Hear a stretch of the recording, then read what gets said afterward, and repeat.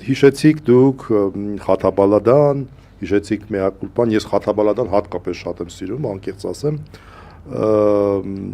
տենց այն շրջաններ, որ երևի թե իմ ձևավորման շրջաններ եւ մեծ դեր ա ունեցել, լիքը բաներ, ցիտատներով կարող եմ ասել, բայց Հրանտ Արամիջին ավելի շատ սիրում են մեր բակից։ Հիշում են եւ սիրում են եւ այդ ժամանակին ինձ թվում է կարևոր դեր ունեցավ եւ մեր բակը Երևանի մասին ֆիլմ էր մեծ հաշվով։ Ես ուզում եմ մի քիչ, դե դուք նաեւ Երևանցու կերպարեք էլի, որտեղ ամեն քաղաք պետք է իր մարդիկ ունենա եւ դուք այսօր այն մարդկանցից եք, որ Երևանցու դեմքերից մեկն է, այսպես ասենք։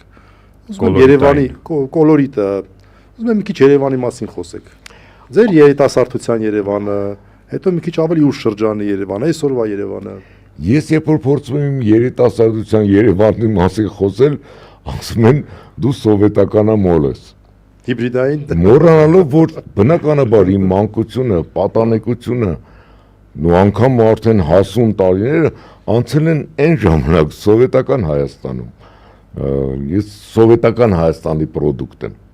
Եվ դպրոցը, եւ ինստիտուտը, եւ հետո ուսուցիչ լինելը եղել է սովետական շրջանում։ Բայց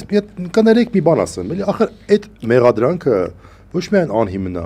ոչ միայն ցավալի եւ ամոթալի է, այլև փաստագրորեն է սխալ։ Բացատրեմ ինչի։ Արցախյան պատերազմը ով հաղթեց, սովետական սերունդը չհաղթեց։ Բայց սովետական սերունդը հաղթեց։ Բայց ինչի մասին է խոսքը։ Այդ մարդկանց շատ հետաքրքիր էր ժամանակին, երբ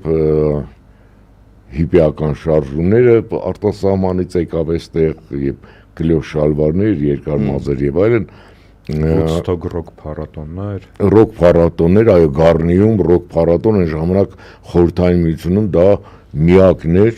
ու շատ հանրապետություններ, այո, Լենինգրադից էլ առաջ, այո, ռոք փառատոնը Երևանում ա եղել առաջինը։ Ռոք երաժշտությունը այնտեղ կար, բայց փառատոն չէր, թաքնված էին, բայց որ փառատոն օֆիցիալ լինի, դա այստեղ էր։ Ու հայրիկս ու մանավանդ պապիկս ասում էին, ախ ձեր սերունդը էս ինչա, Աստված չանի մի բան լինի էս երկրին, դուք եք պահով էս երկիրը, ձեր կլյով շալվարներով եւ այլն, ու որ հիշացրեցիր, եկավ ժամանակը եւ այդ սերունդը կանգնեց իր երկրի, իր հայրենիքի պաշտպանության շարքերում, պաշտպանության համար, դա շատ կարևոր էր։